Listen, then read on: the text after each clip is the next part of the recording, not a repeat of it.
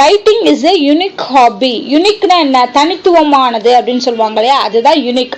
அப்ப என்ன அர்த்தம்? இதுல கொடுத்துருக்க ஆப்ஷன்ல பார்த்தோம்னா செப்பரேட். செப்பரேட்னாலும் தனியா இருக்கிறதுன்னு அர்த்தம். செப்பரேட்னா தனியா பிரிக்கிறதுன்னு சொல்லுவோம் இல்லையா. ஸோ அப்ப யூனிக்கு மீனிங் வந்து separate. Ajay started to paint happily. அவன் வந்து பெயிண்ட் பண்ண ஸ்டார்ட் பண்றான் எவ்வளோ சந்தோஷமா. அப்ப ஹாப்பிலிக்கு மீனிங் வந்து joyfully. ஜாய்ஃபுல்லினாலும் ஹாப்பிலினாலும் same meaning. Miniature paintings depict Indian culture.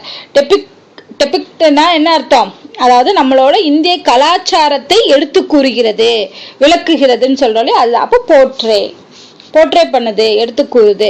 அப்ப டெபிக்ட்னா போர்ட்ரே.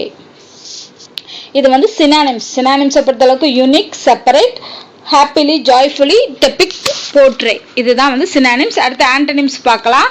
ஸோ ஆண்டனிம்ஸ் பார்த்தோம் அப்படின்னா first Ajay suffered on injury அப்படின்னு வருது. ஓகேவா? So Ajay suffered on injury அப்படின்னா சஃபர்டுனா என்னது? அவனுக்கு காயம் ஏற்பட்டு ரொம்ப கஷ்டப்படுறான், சஃபர் ஆகுறான் அப்படின்னு சொல்றது. ஸோ சஃபர் ஆகுறதுக்கு ஆப்போசிட் வந்து எண்டூர். அந்த மாதிரி என்னது கஷ்டப்படாமல் இருக்கிறதா எண்டூர். அடுத்து Ajay master the techniques of painting. அதாவது அவனோட படம் வரைகிற அந்த ஸ்கில்ஸ்ல டெக்னிக்ஸ்லாம் அவன் வந்து மாஸ்டர் ஆயிட்டான், ரொம்ப பெரிய லெவல் ஆயிருக்கான் அப்படின்னா ஸ்கில்லோட இருக்கிறதுன்னு அர்த்தம். மாஸ்டர்னா ஸ்கில்லோட இருக்கிறது, திறனோட இருக்கிறது. அப்ப அன்ஸ்கில்டு. ஓகேவா? அதுக்கு ஆப்போசிட். அடுத்து ஓன்.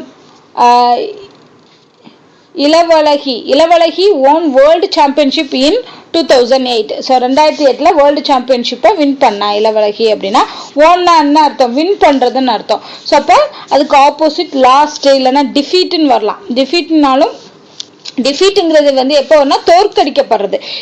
இவங்க வந்து இவங்களை தோற்கடிச்சிட்டாங்க அப்படின்னு வர்ற இடத்துல டிஃபீட் வரும்.